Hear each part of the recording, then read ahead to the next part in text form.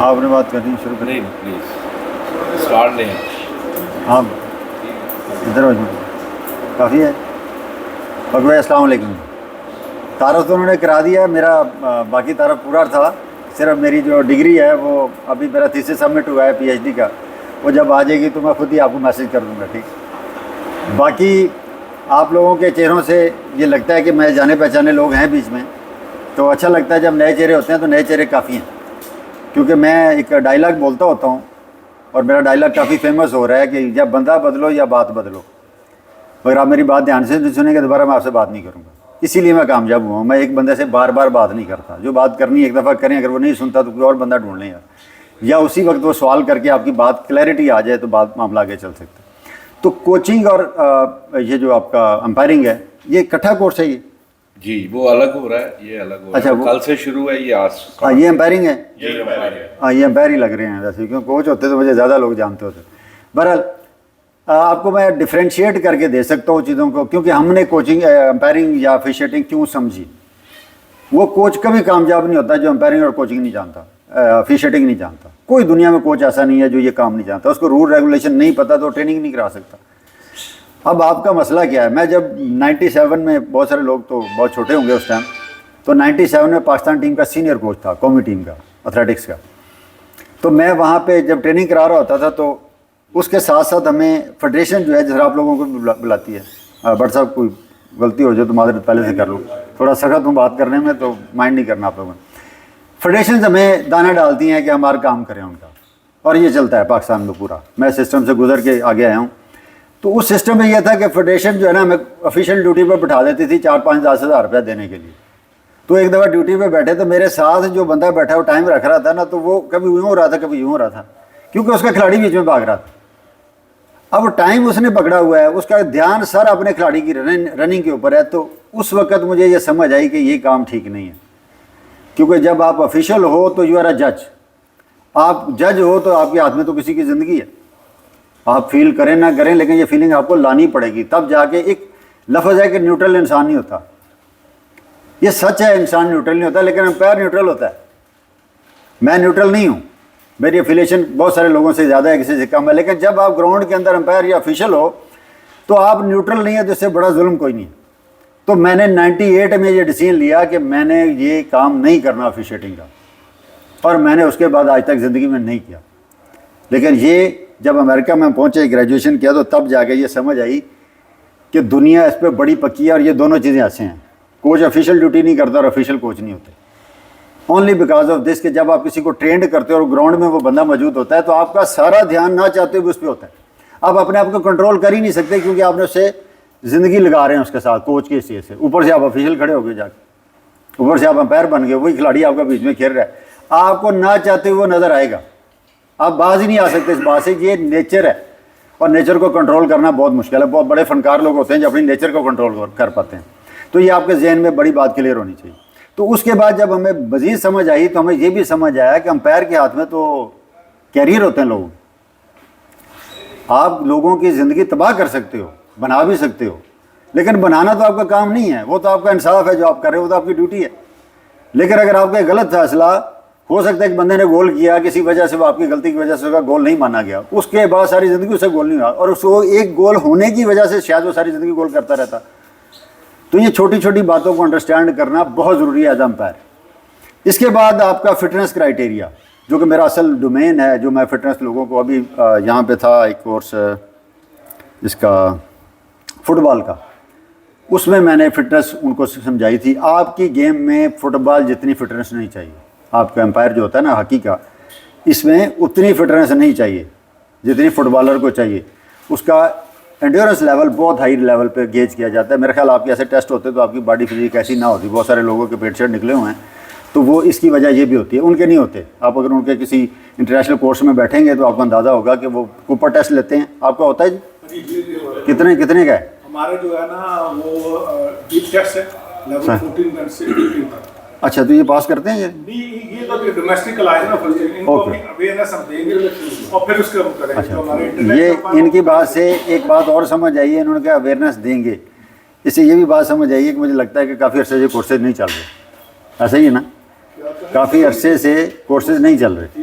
ऐसा भी है ना, क्योंकि बात से लगा है ना, क्योंकि आपका तो ये काम होता है हमारा कि हमें मौका मिले उस्ताद को तो उसका दिल करता है डिलीवर करे, तो आपको ये चांस इसका मतलब है नहीं मिल रहा। क्योंकि मैंने भी कभी सुना नहीं है कि हकीकत कोई कोर्सेज चल रहे हों इसके अंपायरिंग के, आज बड़े अरसे बाद ये देखने को मिल रहा है। तो इट्स गुड थिंग, आपको एक चांस मिला है, और ये चांस जो होते हैं ना भाई, सीधी सी बात है, ये आपको आगे लेके जाते हैं। मैं 96-7 में ना एज अ स्टूडेंट बैठा हुआ था उधर, तो अब मैं दुनिया में बाकी पढ़ा रहा हूँ, तो मैं यही सोचता हूँ कि जो उधर से इधर उठ के आता है ना, वो सिर्फ एक वजह से आता है, और वो है आपका इंटरेस्ट।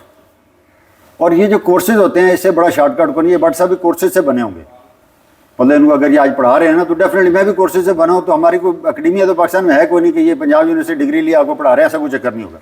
तो FIH में या जो आपकी वर्ल्ड बॉडी है, वो सारी कौमों, हम जो थर्ड वर्ल्ड के लोग हैं, इनको ये ग्रो करते हैं, तो ये उसी तरह ग्रूम हुए होंगे और आपको पढ़ा रहे हैं। अब आपकी ड्यूटी क्या है कि आपको ये चांस मिला है काफ़ी अरसे बाद, अब जिस कैपेसिटी में भी हैं इसको अजबर करें। दुनिया में हॉकी जो है ना, ये ओलंपिक स्पोर्ट्स है, और हमारी गुड लक ये है, बैड लक ये है कि हम सबसे ज़्यादा मेडल पाकिस्तान की हॉकी में ही हैं, क्योंकि हम सारा दिन किताबों का हिसाब करते हैं उधर जो स्पोर्ट्स बोर्ड में है, तो हम हर वक्त यही देखते हैं कि हमें बड़े पूछते हैं ना कि मेडल कितने हैं। तो अरशद नदीम से पहले तो हम हॉकी के 8 मेडल गिनते थे, एक हुसैन शाह का था और एक पहलवान का था, बशीर का, तो बाकी सारे मेडल ही हॉकी के हैं। तो हमारी किताब या हमारी जो नौकरी है ना, उस तक महदूद हो जाती थी। लेकिन ये मेहरबानी है अरशद नदीम की कि माहौल थोड़ा सा चेंज किया है। आप लोगों का मूड इतना नहीं है, लेकिन उसकी वजह से काफ़ी माहौल बेहतर हुआ है हमारा, और हमारी रिस्पेक्ट का लेवल, क्योंकि हमारा अदारे जो हैं ये एक आध परफॉर्मेंस से खड़े हो जाते हैं। तो आप लोगों को, हम लोगों को एक बहुत बड़ा अरशद नदीम की वजह से एक स्कोप मिला है अपना अपना रोल प्ले करने का। आप लोगों को स्पोर्ट्स को ना एक नई ज़िंदगी मिली है। अगर आप लोग इस मौके पे अच्छा बढ़ना चाह रहे हो आगे, तो इससे अच्छी चीज़ कोई नहीं हो सकती। ओके, अभी आ जाते हैं फिटनेस पे। मैं जो ख्वाहिश करता हूँ ना आप लोगों से, जो मेरी अपनी ख्वाहिश होती है, जितने भी मैं आपको ये कहता हूँ कि अगर आप अपनी फिटनेस का ख्याल रखें, आप एक टेस्ट देते हो ना, ये बिल्कुल एक मेडिकल टेस्ट की तरह होता है। आप ब्लड देते हो किसी को, वो आपको बताता है चाहे RBCs कम है, इसमें वाइट ब्लड सेल इतने, ऐसे टेस्ट देते हैं ना आप लोग, करवाते हैं। तो ये जो टेस्ट होते हैं ना, बुनियादी तौर पे ये हर सारे जिस्म के होते हैं। आपकी स्ट्रेचिंग भी टेस्ट होती है, आपका कार्डियो भी टेस्ट होता है, आपकी स्ट्रेंथ भी टेस्ट होती है। हमारी बैड लक ये, आप मेरे वीडियोस देख लीजिएगा, उसमें मैं ये चीज़ें बतानी शुरू कर दी मैंने लोगों को। आप फिज़िकल टेस्टिंग सीखें, आप लोग, आपको अंपायरिंग शंपायरिंग सारी इन्होंने सिखा देनी है। आप जितना इन चीज़ों में इन्वॉल्व होंगे, आपका हल्का भाव बढ़ेगा, आपको बात करने में मज़ा आएगा, आपकी बात लोग सुनेंगे। मैंने क्या कहा कि हर कोच को ऑफिशिएटिंग आनी चाहिए। हर कोच को अंपायरिंग नहीं आती तो वो कोचिंग कर ही नहीं सकता। तो कोच को आपकी ज़रूरत होती है। वो जो लिंक है ना, वो मिस है पाकिस्तान में।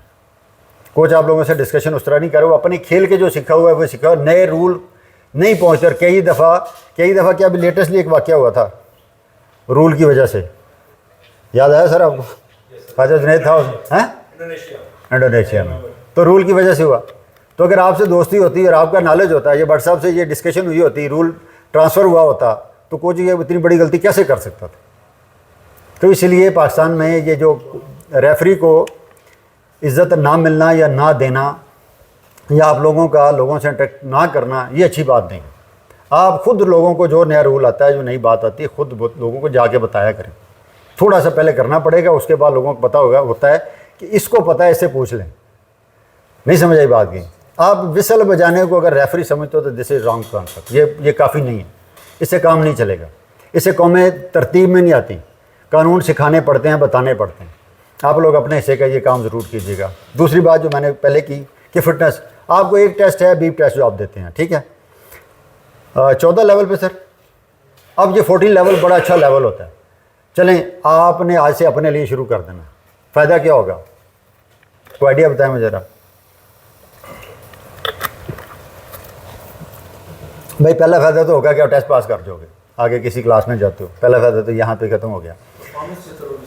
आपको परफॉर्मेंस बेहतर डेफिनेटली होगी, फिटनेस से होती है, ठीक है।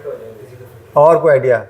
देखिए, सबसे पहले बेस लाइन सीधी कर लें। सबसे पहले आपको रूल कानून आने चाहिए, ठीक है। उसके बाद आपके अंदर एक ख़ास यहाँ पे मैकेनिज़्म होता है जिसको कोऑर्डिनेशन कहते हैं, मेंटल, ठीक है। ये कॉन्फिडेंस आपका पूरा होना चाहिए कि मैं जिस फैसला मैं जो कर रहा हूँ उस पर मेरी विसल ठीक टाइम पे बज रही है कि नहीं बज रही। Justice delayed, justice denied. फैसला देर से किया तो फैसला मतलब समझ आपने बेड़ागर कर दिया उस फैसले को, बेअसर हो गया, समझ गए ना बात। तो ये कॉन्फिडेंस किस में होता है, मैं बताता हूँ किस में होता है। आपका क्या नाम है? इनका क्या नाम है? इनका क्या नाम है? अब्दुल मनान। इसके अबू का क्या नाम है? चुप कर गया ना। आपने रूल में चुप नहीं करना। ये है उस्ताद, ये है एम्पायर, बात समझो, पॉइंट समझ आया? मैं आपसे सवाल करी जा रहा हूँ, चुप हो गए, कहानी खत्म हो गई उधर। इट मीन्स कि आपको एक लिमिट तक अपने नॉलेज था इसके बारे में, अपने बारे में, इससे ज़्यादा नहीं था। तो वो जो काम है ना, जो बुक है, अगर आपने एम्पायर खड़े होना तो वो आपको अजबर होनी चाहिए। पहली शर्त ये है, आपका कॉन्फिडेंस आसमान पे चला जाएगा। आपको पता हो कि इस बात पे मैंने ये बिसल बजा देनी है, ऐसे ही ना। तो ये ज़िद बना ले, अपनी ज़िंदगी का हिस्सा बना ले इस बात को। अगर इधर आप कमज़ोर हैं ना, आप कुछ भी कर लें, मैं जितनी मर्जी फिटनेस डालता रहूँ, जितने मर्जी बीप टेस्ट करता रहूँ, कोई फ़ायदा नहीं है उसका। तो पहली बात क्या है कि ज़हन में हो, जैसे ठग से उसने अपना नाम बताया, साथ वाले का नाम बताया, आगे जाके कहानी ख़त्म होगी। ये कहानी ख़त्म ना हो, आपकी विसल बजे हर फाउल के ऊपर जो ग्राउंड के अंदर होता है, ठीक है, और टाइम से बजे। पहली बात, मैं सॉरी सर रेफरी नहीं हूँ, लेकिन मैं फीलिंग जो है ना वो बता रहा हूँ, जो मैंने सीखी है कोचिंग ग्रेजुएशन में, जो बातें हमें सिखाई गई थी कि रेफरी होता है क्या है, क्या कर, वो मैंने पढ़ी थी, पढ़ाने के लिए नहीं पढ़ी थी, अपने लिए पढ़ी थी। आज पहली दफ़ा मुझे पढ़ानी पड़ गई, तो मैं बता रहा हूँ। बात ये 12 साल पुरानी है, तो इसलिए मैंने पहले माजरत कर ली है।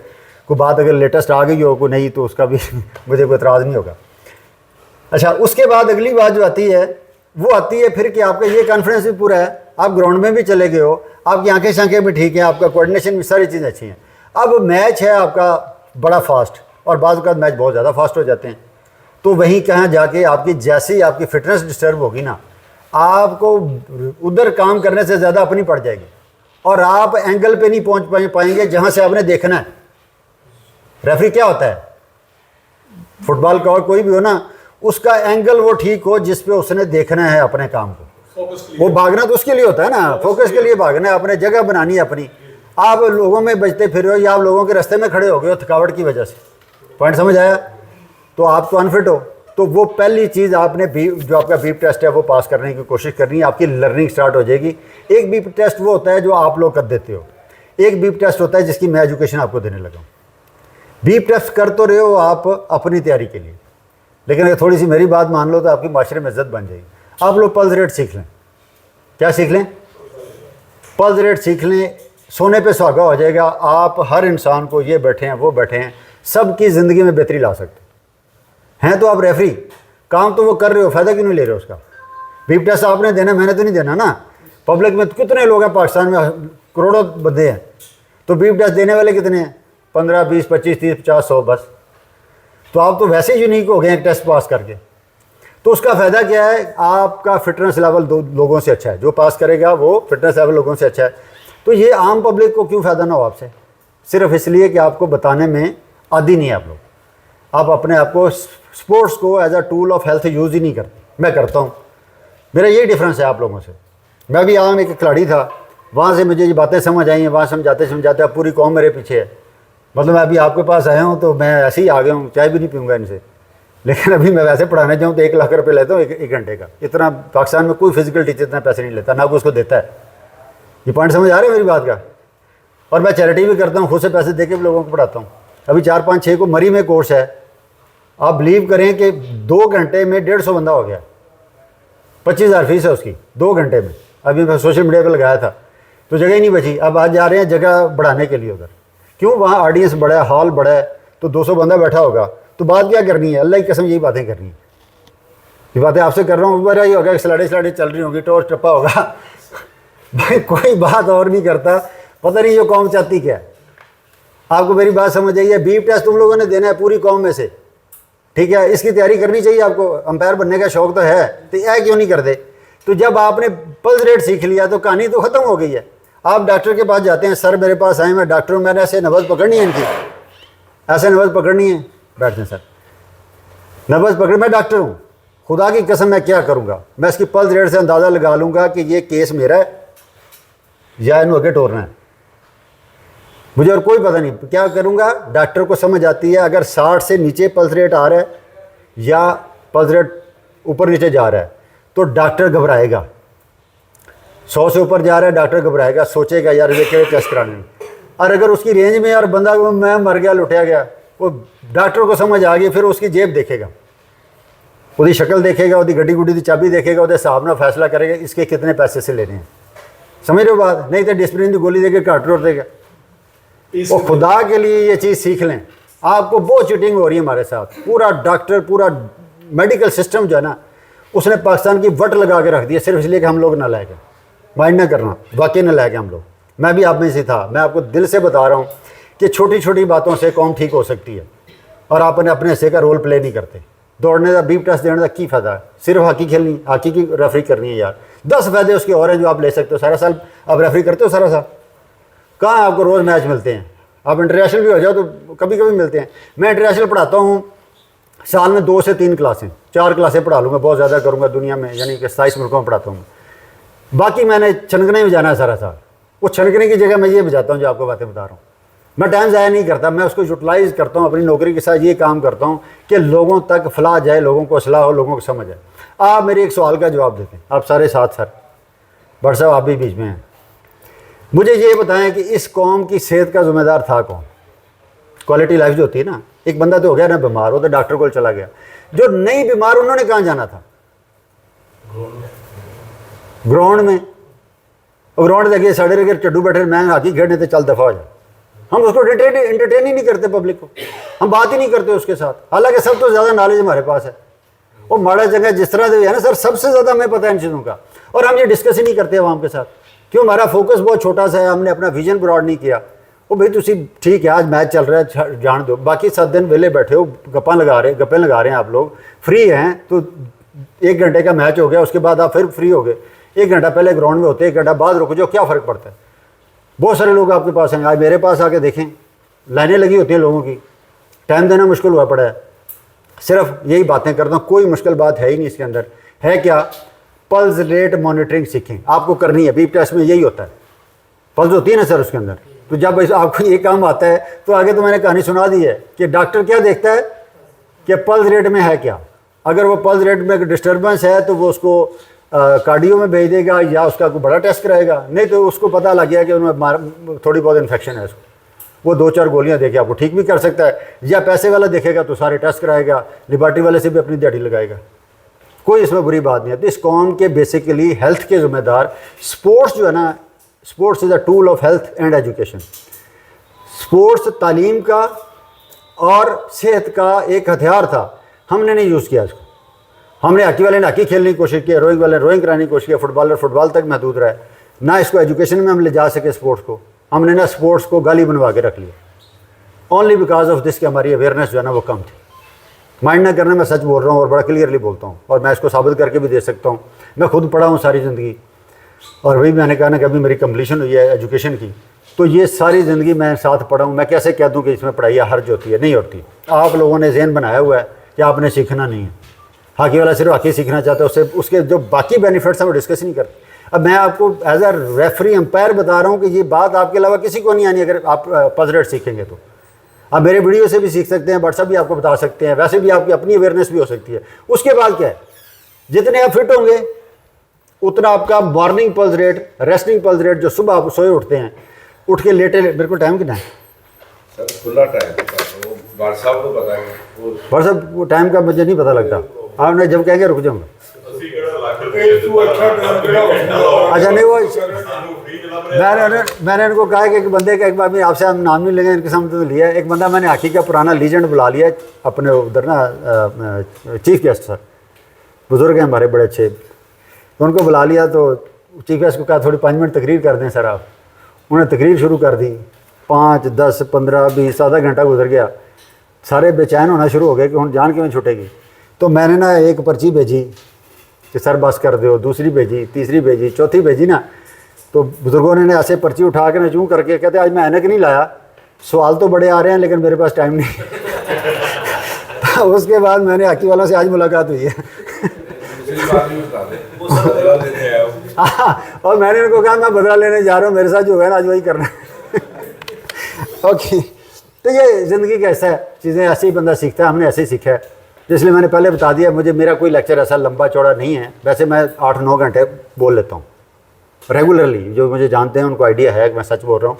8-9 घंटे अल्लाह ताला का करम है कि मैं एक दिन में पढ़ा लेता हूँ, लेकिन उसकी ज़रूरत नहीं है। आप लोग जब आप फील करें बात ख़त्म हो जाएगी, कोई मसला नहीं। ओके, तो आप लोगों ने जब इसको सीख लिया तो आपके अलावा आप ये सोचना है कि पाकिस्तान में 0.111% से भी कम लोग हैं जिनको ये आता है, जिनमें एक मैं भी हूँ, जिनमें व्हाट्सएप भी हो सकते हैं, ये लोग हो सकते हैं जो उसका टेस्ट लेते हैं। तो जब ये टेस्ट है, ये आम आदमी पे भी ऐसे ही अप्लाई होता है, आपके बच्चों पे, आपके घर वालों पे भी ऐसे ही अप्लाई होता है, आपके भाइयों पे, आपके फैमिलीज़ के, आपके मोहल्ले पे, सब पे ऐसे अप्लाई होता है। जिसका पल्स रेट ठीक है वो बंदा ठीक है। पल्स रेट मैंने बताने लगा था कि सुबह जब सोए उठते हैं ना आप, तो लेटे लेटे आप पल्स रेट मॉनिटर करें, अगर 70 से वो नीचे है ना, जितना नीचे उतने आप फिट हैं। लेकिन अगर आप फिज़िकली एक्टिव लोग हैं, तो अगर आप फिज़िकली एक्टिव नहीं हैं और ये नीचे है तो ये ख़तरनाक है, उसको लाजमी डॉक्टर को दिखाएं। तो ये छोटी सी बात है, इसमें कोई मुश्किल बात है?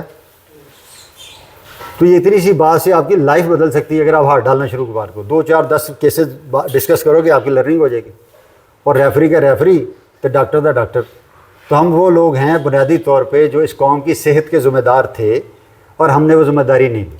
बहुत सारे लोग कहते हैं कि डॉक्टर ज़िम्मेदार है।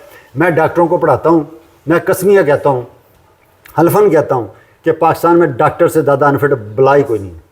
सबसे ज़्यादा अनफिट लोग डॉक्टर्स हैं पाकिस्तान के अंदर। समझो 100 में से एक बंदा डॉक्टर है जिसको समझ आया कि फिजिकल एक्टिविटी करके मैंने फिट रहना है, बाकी सारे गोलियां खाते हैं। बंद हो जाएगी ना। यस यस, वो अगर ये मशवरा देंगे तो उनकी अपनी दुकान बंद होगी। तो ये मशीर तो हम हैं। तो आप लोगों ने अपने आप को ये फीलिंग साथ डेवलप करनी है कि हम जो भाग दौड़ करते हैं, जो हम इतने मशहूर होते हैं, जो हमारा नाम होता है, तो इसके देखिए जितने भी आप रेफरीज देख लें फुटबॉल के, मैं ज़्यादा जानता हूँ, हॉकी वालों को खैर जानता हूँ कुछ को, तो उनका फिटनेस लेवल देखिए, उनको कॉपी कीजिए और आपका रास्ता आसान हो जाएगा। बाकी ये दौर वो नहीं है जिस दौर में बट साहब लोग पढ़े हैं ना, हम लोग पढ़े हैं, खुदा की कसम 10-10 साल लगते थे एक बात समझने में। अब समझने वाले कम हो गए हैं, आप में वो करंट नहीं है। जब हम उधर बैठे थे तो उतना ही ज़ोर था जितना इधर है। लेकिन प्रॉब्लम क्या था कि उस वक़्त जो है ना ये गैजेट्स नहीं थे, उस वक़्त हमारे पास कोई गूगल नहीं था, कोई ऐसा चक्कर नहीं था। ये मैं 70-90s की बात कर रहा हूँ। बहुत मुश्किल था एजुकेशन हासिल करना as a coach, as a empire. वो मोटी मोटी किताबें होती थी, वो पढ़ते रहते थे पागलों की तरह। अभी आपने क्लिक करना है या की फौलदा है तो फ़ौरन सामने जवाब आ जाना है। तो अब आप पे डिपेंड करता है कि आपने कितना फास्ट लर्निंग करनी है। तो पहली बात तो ये है कि अपने कार्डियो को समझ लें, और ये सारे इंसानों पे, वो हॉकी प्लेयर पे या आप पे अप्लाई नहीं होता। हम जितने लोग हैं, पूरी बनी नौ इंसान है, सब पे अप्लाई होता है। और वो फिटनेस गेज होती है इंसान की। और आप लोगों को वो बीप टेस्ट के लिए आना है, आपकी ज़िंदगी बन जानी है। ठीक हो गया। इसके बाद कार्डियो आपकी इंड्योरेंस को गेज करता है, लेकिन सबसे बड़ी बात होती है जो आपका जो एजिलिटी है ना एक रेफरी के तौर पे, वो आपकी शानदार होनी चाहिए। आप जब मूव करते हो ना, अचानक मुड़ना पड़ता है। बहुत सारे लोग अनबैलेंस होते हैं रेफरी। आप कहेंगे मैं क्यों ये बातें करता हूँ या समझता हूँ, मैं देखता हूँ, ऑब्जर्व करता हूँ चीज़ों को। क्या करते हैं, अनबैलेंस होते हैं। अनबैलेंस में आपकी नज़र हटती है काम से, तो उसके लिए बैलेंस ड्रिल क्या करें। ये पता नहीं आपके इस बुक में है या नहीं, लेकिन मुझे अमेरिका में ये बात पढ़ाई गई है कि जहाँ टर्न है वहाँ बैलेंस होना चाहिए। आपके इसमें टर्न बहुत है, बाल इधर की आपने यूँ घूमना है। अब वो घूमते हुए कहीं यूँ पाँव अड़ता है, देखें आप, देखिएगा खुद, आपको खुद फीलिंग आएगी कि जो कह रहे हैं। जब वो थकते हैं ना बंदा रेफरी, और बहुत सारी गलतियाँ से होना शुरू हो जाती हैं। तो इसके लिए बैलेंस ड्रिल्स क्या करें, आप नेट से उठा लें, मैं आपको मेरा बैलेंस का लेक्चर देख लें। तो बैलेंस जो है ना ये बहुत इंपॉर्टेंट है। वो बैलेंस अपना रखने के लिए आप बैलेंस ड्रिल करें और रेगुलरली किए करें। स्क्वाट बहुत ज़्यादा अच्छा है उसके लिए, स्क्वाट करें मूवमेंट के साथ। ये जो फास्ट मूवमेंट्स हैं, ये ड्रिल जो लैडर नहीं पड़ी होती, जिग जैग रनिंग हो गई, तो इसकी आप आदत बना लें। मतलब उसका ट्रेनिंग कैसे ना बनाए, मैं रात चलते हैं पंगा, घर में CDC बना लें। मैं मजाक नहीं कर रहा हूँ, आपको इतना नशा आएगा अपने काम में कि आप हैरान रह जाएंगे। और आप लोगों को ना मज़े लेने के लिए ये बातें करेंगे। मैं आपको एक मिसाल देता हूँ। आप में से बहुत ज़्यादा फिट बंदा है ना, तो वो आ जाए इधर ना, देख लिएगा, खड़े हो, देखें मुझे, मेरे पाँव नज़र आ रहे हैं आपको? सिर्फ मेरे पाँव नज़र आने चाहिए। मतलब उधर से देख पहले उधर से देखो, फिर करना भी पड़ेगा ना, तो कंट्रोल होगा इधर। अब देखो ना मैं कितना आसान काम करने लगा हूँ। अंजम साहब को बड़ा आसान सा लगेगा, लेकिन होगा नहीं इससे, ये मेरा कॉन्फिडेंस है। क्या कह रहा हूँ मैं, आपको भी लगेगा बड़ा आसान सा है, लेकिन इससे होगा नहीं। ये देखिएगा, मैंने आगे को भी जाना है और मेरे पाँव पीछे जाना है। ये देखें, आगे जा रहा हूँ ना, आओ करो। ये सारे तो फिट बंदा देता, पाकिस्तान का कलर ही पाया ने, इन्होंने समझ नहीं आनी में करना की है। देखिए ये है वो, इसका कंट्रोल चाहिए बॉडी को। ये कैसे आना है, पंगे ले लेके, वैसे नहीं आएगा। इसका कोई हल नहीं। आपका है ना, देखने में कितना आसान लग रहा है जो मैं कर रहा हूँ। कोई और वॉलंटियर रहते, आ जाओ यार। चलो ये बच्चा, आप कहाँ से हो? और ये चलो बैकवर्ड इलाके था, तो सियाना बंदा आ जाए कोई। यार देखें मुझे, मेरा मूवमेंट देखें, उसके बाद मुझे कॉपी करें। कोई यार, कोई दिलेर बनो ना यार, इतने बड़े बड़े लोग आप। ये देखें, अब मैं स्लो कर रहा हूँ आपके लिए, मैं बड़ा फास्ट करता हूँ। करो, है हालत थोड़ी क्लास है जी। कोई गल नहीं होएगा, फिर क्या होगा?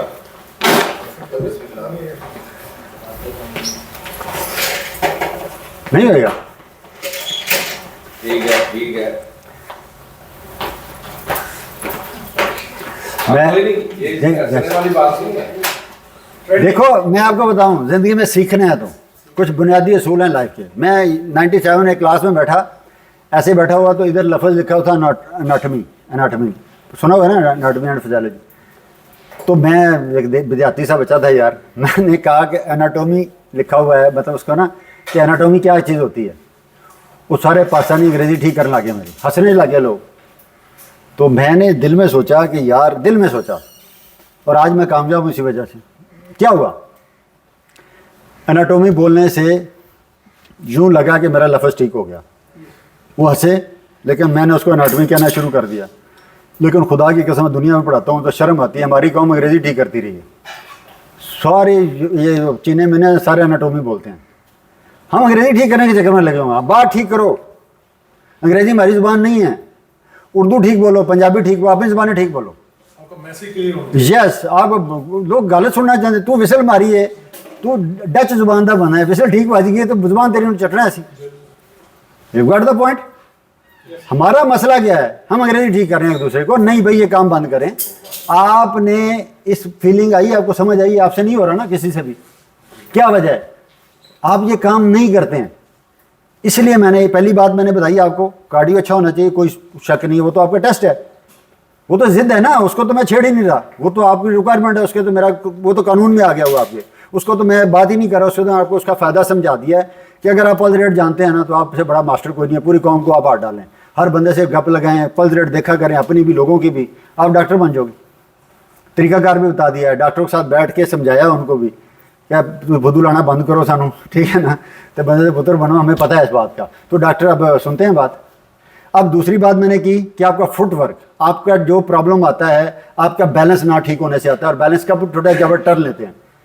तो आप टर्न लेते हुए आपकी आई हटती है, तो आई तब नहीं हटेगी जब ये मूवमेंट बहुत स्ट्रांग होगा आपका। आपकी आई उधर ही रहेगी और पाँव अपनी जगह छोड़ते रहे, जितना मर्जी ले जाओ पाँव।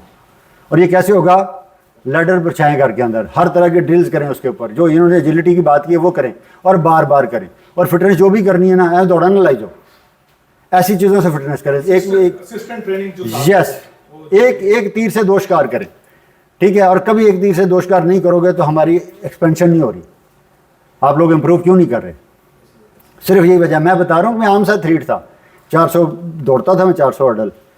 उसके बाद डिकैथलॉन में मेरे एक आध मेडल है। उसके बाद मुझे समझ आ गई कि पाकिस्तान में कोच अच्छे नहीं, मैं कोच बन गया।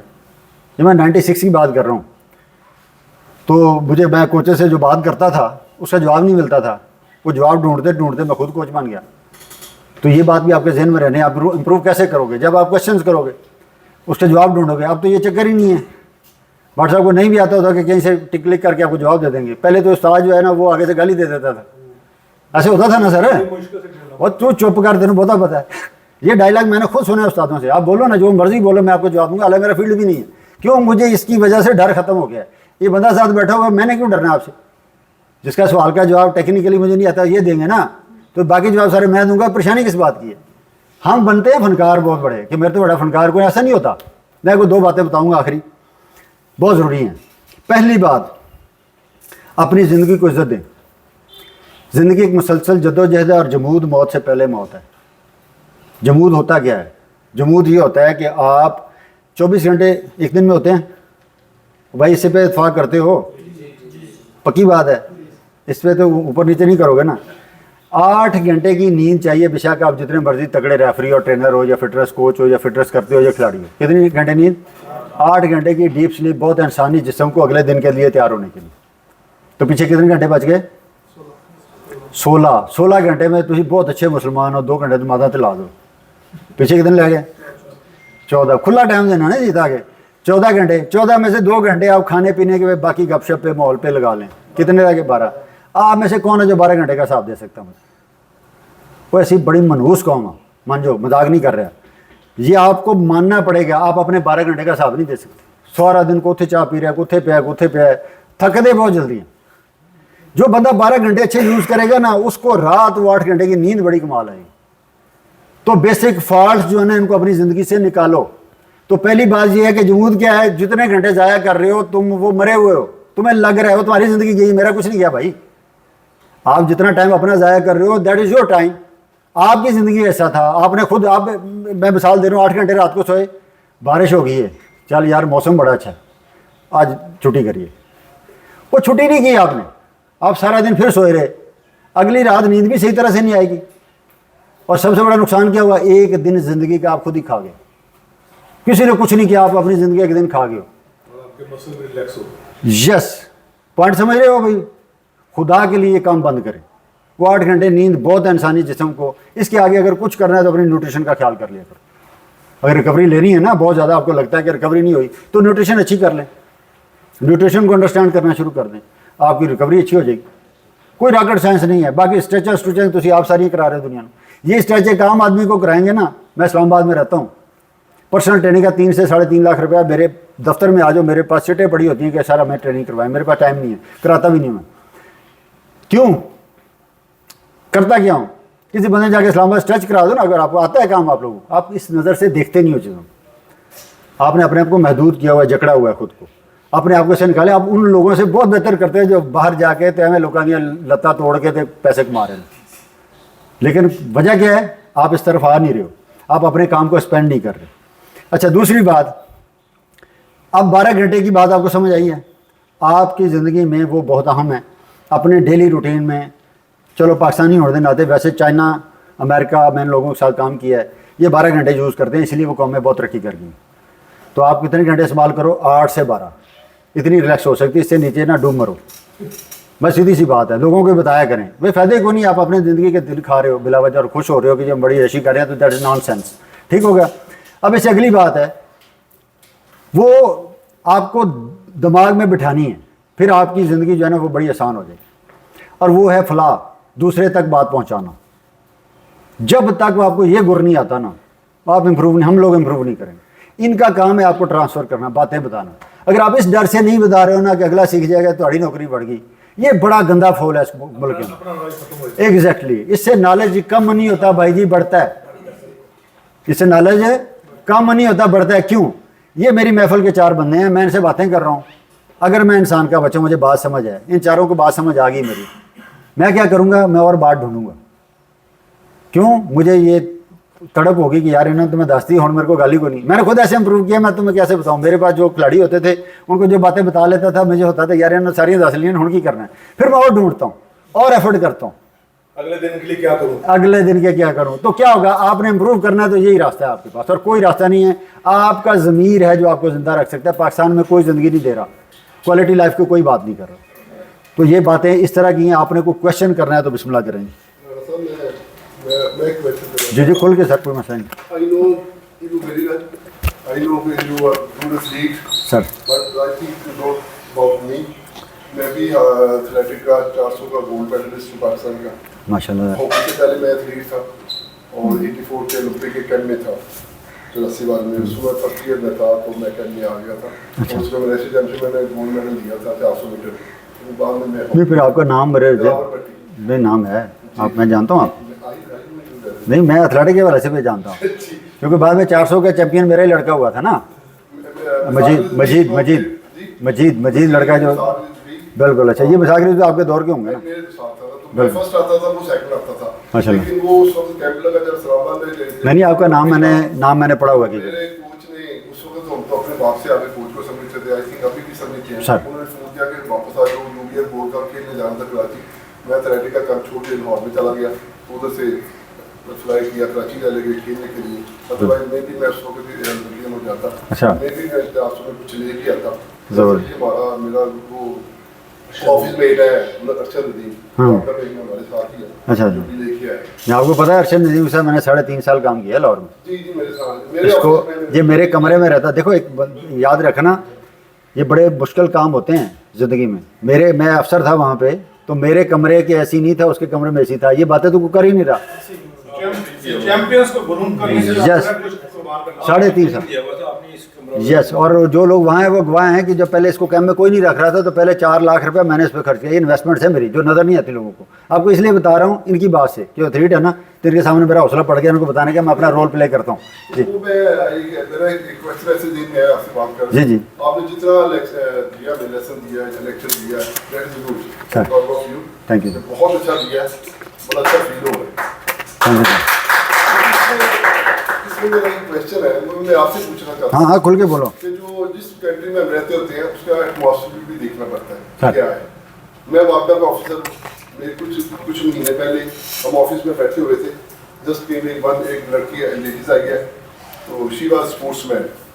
वो अंदर आई है तो वो उसके हाथ में बिजली का बिल था, उसने आगे रखा, कहती कि मेरे हस्बैंड की 45 पे है मंथली, 19,000 का बिल आ गया, तो टेल मी मैं क्या करूँ, बुरे काम करूँ और खाना खाने का खाना तो ही रह गया। मैं कहा बीबी जी कुछ नहीं हो सकता, आप बिल की 1, 2, 4, 6, 8 इंस्टॉलमेंट करवा लें, हम अभी कर देते हैं। उसने बिल ऐसे पकड़ा, ऐसे मैं गौर से देखा, बाहर चले गए। कौन इस जगह पर जब पहुंची हुआ एटमॉस्फेयर ऐसा हो कि 80-90% जो लोग हैं वो बिलों के चक्कर में पड़े हुए हैं, सुबह से दोपहर शाम घरों में ये सिचुएशन चल रही है। जब हम एग्रीकल्चर यूनिवर्सिटी ग्राउंड में, आप यकीन करें कि कोई 200-300 बच्चा होता था खेलने वाला, और 200-300 बाबा बैठा होता था साथ, जो वॉक कर रहा था, फ्री माहौल होता था। अब एटमॉस्फेयर ऐसा हो गया, वहाँ पर इतनी टेंशन क्रिएट्स हुई है, ऐसा एटमॉस्फेयर बना हुआ है कि लोग स्पोर्ट्स से भूले हुए हैं। अग्रीड सर, कोई मसला नहीं, मैं इसका जवाब दे सकता हूँ। जी जी जी, आप क्यों नहीं। हमारा जो इस वक्त कल्चरल दौर है ना, ये मादियत की तरफ जी। ठीक है, क्योंकि हम लोग मैं जवाब देना। मादियत है ना, उसके पीछे पड़ गए हैं कि किस तरह क्या चीज़ हासिल करनी है। जो आपका है ना कि जी पैसे नहीं है, बिल नहीं है, फलां है, ये चीज़ें उस वक्त भी थी, लेकिन ये एक लो लेवल पे होती थी कि लोग इस। अब ये है कि आपका हर बंदा, चाहे वो मेल है या फीमेल है, उसकी कोशिश ये होती है कि मैं किसी तरह की सेक्टर्स में लाखों हज़ारों रुपये कमा लूं। जब लाखों हज़ारों रुपये कमाने में वो जाएगा तो जो भी तरीका इस्तेमाल करेगा वो बाकी चीज़ें छोड़ता जाएगा। ना उसकी फिटनेस रहेगी, ना उसकी फिजिकल रहेगी, ना कुछ और चीज़ें। वो उसके ज़हन में क्या होगा, मैंने मादियत से जाना, मैं क्या करूँ। इस वक्त हम इस क्राइसिस में गुजर रहे हैं, हमें इस चीज़ को ख़त्म करना पड़ेगा। फाइनेंशियली गवर्नमेंट है कभी किसी को सपोर्ट नहीं करती, हमेशा बंदे को खुद मैनेज करना पड़ेगा। एटमॉस्फेयर इसी मतलब, लेकिन वो कुछ परसेंटेज जो आप बात कर रहे हैं ना, वो कुछ परसेंट है बात। अच्छा, आप इस तरह बन गया। आप लोगों ने सवाल भी खुद किया, जवाब भी खुद दे रहे हैं, मुझे मौका देना फिर। चलो ठीक है, बस मैं आपसे ज़्यादा अपनी कौम से मिलता हूँ, ये मेरा दावा है आपसे ना, क्योंकि मैं गिलगित से ग्वादर तक ट्रैवल करता हूँ। मेरी एक छोटी सी गाड़ी होती है, 5 लाख किलोमीटर चलती है, मतलब 3-4 सालों में 5 लाख, बहुत बड़ा सफ़र होता है। आप मेरे